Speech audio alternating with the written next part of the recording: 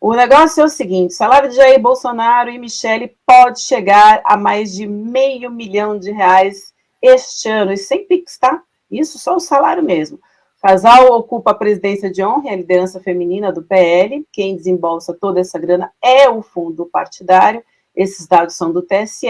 O valor, para a gente ser bem preciso para vocês, o salário dos dois juntinho, 589.087,012, ainda tem os 12 centavos, tá? Então, gente, mais de R$ 500 mil. Deixa o Guilherme Amado explicar para a gente de onde vem esse dinheiro. A gente sabe que é do fundo partidário, mas no final das contas também é a gente que paga, né? Exatamente, é a gente que paga, eu, você, quem está nos assistindo, todos nós desembolsamos um pouquinho para Jair e Michele Bolsonaro colocarem a bagatela de R$ 589 mil no bolso esse ano. Para fazer o que exatamente, a gente não sabe. Como você falou, ele é presidente de honra do PL e ela é presidente do PL Mulher. Os dois têm, desde março, quando voltaram para o Brasil, um salário alto, né, equivalente ao que seria um salário de ministro de Estado, quando eles foram contratados. O anúncio da contratação deles pelo PL foi feito, isso foi dito.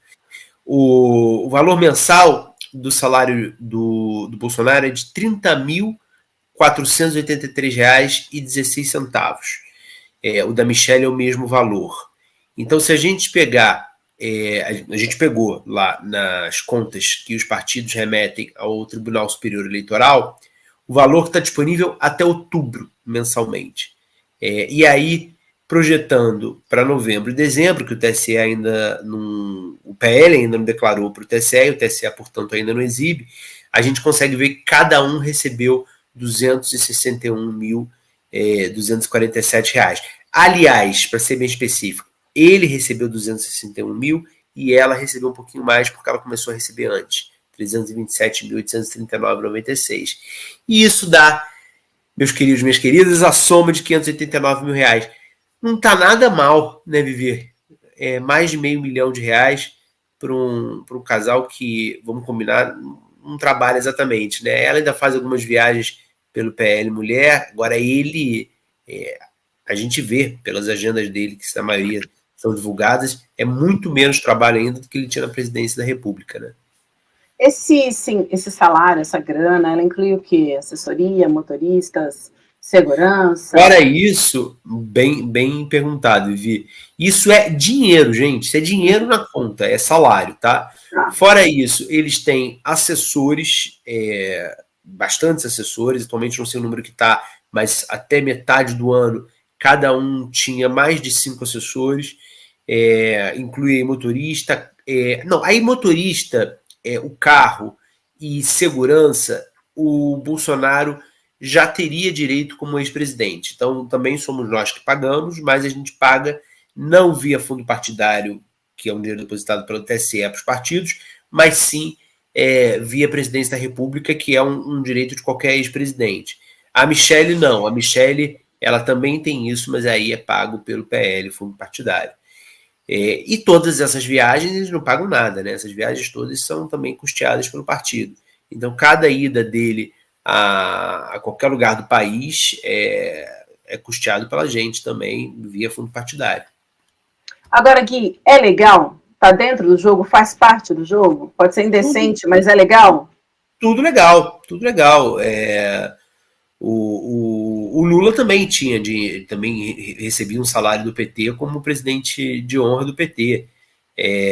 Os partidos têm dinheiro para pagar os seus quadros burocráticos, os seus dirigentes partidários. O dinheiro é para isso. O que a gente poderia questionar é se seria legal pagar para o Bolsonaro e para a mulher do Bolsonaro, né? Considerando que ela não tinha cargo político, enfim, mas agora está se tornando. O fato é que a Michele, ela é uma opção para a presidência da República, apoiada pelo Bolsonaro, ou para o Senado, enfim, ou para outro cargo. E a gente sabe que a coisa ali é mantê-los no PL muito felizes, porque para o PL é um baita negócio. O PL não teria feito a bancada, a super bancada que fez, é a maior bancada da Câmara dos Deputados, se não fosse o pedido de voto do Bolsonaro. Esse monte de deputado aí, grande parte dele se elegeu pela imagem do Bolsonaro, se elegeu pela popularidade do Bolsonaro. Então, para o PL é uma negociação. A gente pode reclamar, a gente pode não gostar, mas infelizmente é o que você falou. São as regras do jogo, e legal não é. O Rompendo Barreiras, a Elisa Evangelista falou, Bozo trabalhava quando era presidente, perguntando aqui pra gente, né, a gente várias vezes mostrou a transparência, a agenda dele, né, a média de horas que ele trabalhava por dia era 3 horas e meia, 4, não era isso, Gui? Trabalhava muito pouco, foi de longe o presidente nas últimas décadas que menos trabalhou. Ele trabalhava pouco, dentro do palácio ele muito tempo ficava ocioso, depois que perdeu, então, mal foi ao palácio, vocês devem lembrar, mal perdedor, ele em novembro e dezembro, ele praticamente viveu em função enfim, da tristeza, de lamber as feridas da derrota. E depois a gente soube, quando as agendas dele começaram a ser descobertas, a gente mostrou muito dessa agenda secreta dele lá na coluna esse ano. Vocês devem lembrar que vocês não aguentavam mais ouvir com detalhes da agenda secreta do Bolsonaro depois que os arquivos dos assessores foram parar na CPI. A gente sabe que ele estava trabalhando, mas ele estava trabalhando por baixo dos panos, recebendo militar, recebendo ministro do STF, e que, segundo a delação do Mauro Cid, essas conversas com os militares, pelo menos, eram para ele propor golpe, para ele perguntar se eles se aventurariam, apoiariam o Bolsonaro num golpe para que ele não saísse da presidência. Mas trabalhar às claras na função de presidente, como ele era pago para que ele foi eleito, foi muito pouco nessa reta final do ano. Estava também tentando pegar joias nessa época, né? E também se esforçando para recuperar as joias, belíssimo lembrado. A gente viu todas aquelas trocas de ofício, né, dele, do Cid, de assessores, para tentar recuperar as joias que estavam retidas em Guarulhos. Era isso, era limpar o tacho e tentar ver de qualquer maneira se ele conseguia ficar no cargo e não passar a faixa para o Lula como deveria ter feito, e também fugiu para não fazer, vamos lembrar. Vamos lembrar. Agora, fato é que essa grana toda vem pelo fato dele ser um cabo eleitoral de luxo, né? Que é isso que você falou também, ajudou a eleger muitos parlamentares que a gente tem, e a gente tem eleições municipais, né, também, no ano que vem, então ele vai seguir atuando nessa frente também, de ser esse cabo eleitoral de luxo, né? Funciona ainda, né? Por incrível que pareça. É isso, para o PL, né, Vivi? O Bolsonaro, ele é quase um recurso barato, porque ele pagar essa estrutura, eleger um monte de gente que ele elege, e vamos lembrar que o fundo partidário, o fundo eleitoral, o tempo de TV, tudo isso é proporcional à bancada de deputado. Então, o PL fazer a montanha de gente que fez, né, salvo engano, acho que foram 99 ou 100 deputados, isso que infla as contas do partido. Dá $500 mil pro Bolsonaro, mais $500 mil Bolsonaro por ano, um partido que no total recebeu em 2023 141 milhões, não é nada, você vê. Digamos que eles tenham gastado no total com o Bolsonaro, somando aí assessores, né, estrutura, viagens, eles tenham gastado 3 milhões. O partido recebeu 141 milhões. Então, quer dizer, é isso, é um belo investimento. É quase um investimento que não tem nenhum lugar no mercado financeiro, porque, vamos combinar, se não fosse o Bolsonaro, o PL ficaria no mesmo patamar de partido do Centrão, elegendo uma boa bancada, como o PP ou Republicanos, agora provavelmente muito longe desse número. Esse número é a soma dos deputados do Centrão que o PL sempre elegeu, mais os bolsonaristas que na outra eleição tinham sido eleitos pelo PSL. Lembra do extinto PSL?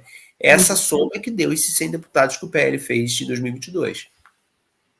Bom, e falando da campanha da Michelle, a gente está falando desse dinheiro como salário, mas a grana para a campanha dela, se ela sai de fato em campanha, vem de outras fontes, né? São outros dinheiros, né? Como assim? Não entendi, perdão. Se ela sai em campanha de fato, ela pode receber doação de campanha também. Uma coisa é o salário, sim, outra coisa é o dinheiro que entra para fazer a campanha dela. O dinheiro de campanha ele é diferente. Ele tem um fundo específico para qualquer político, né, que é o fundo eleitoral, que é diferente do fundo partidário. O fundo partidário é para gerir o partido, não tem a ver com a eleição. O fundo eleitoral é para os partidos financiarem seus candidatos às eleições. Fora esses dois recursos, tanto o partido quanto a eleição podem receber doações. Então, existem pessoas que doam para o partido, fora do tempo eleitoral, e tem pessoas que doam para os partidos ou candidatos no período eleitoral.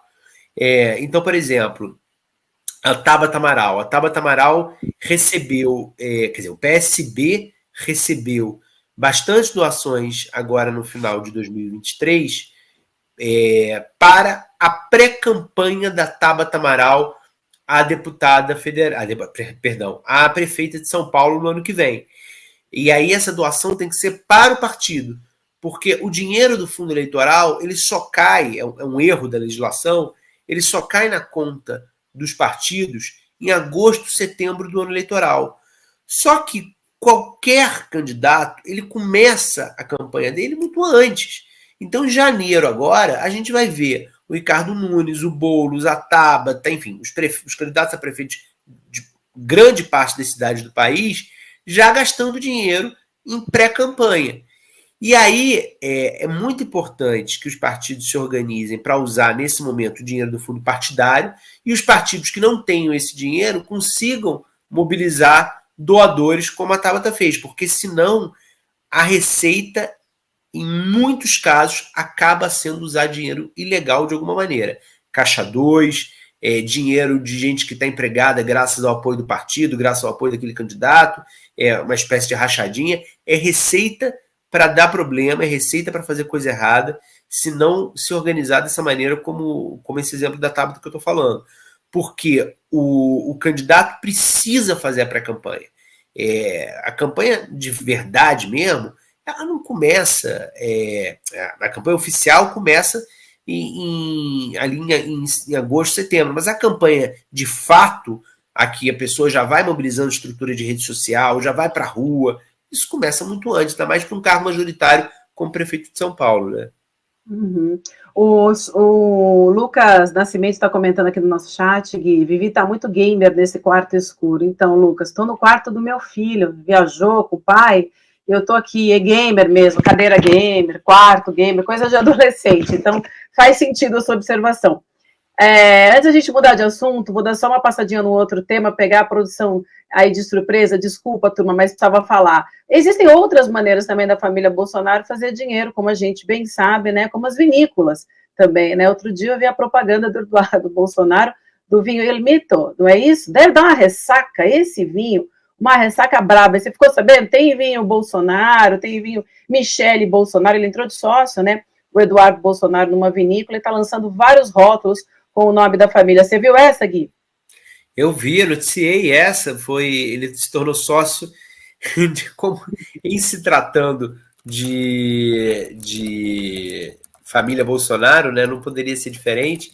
Ele se tornou sócio de uma empresa de vinho que é enrolada e deve imposto, deve R$225 mil de imposto, sediada em Macaé, no Rio de Janeiro.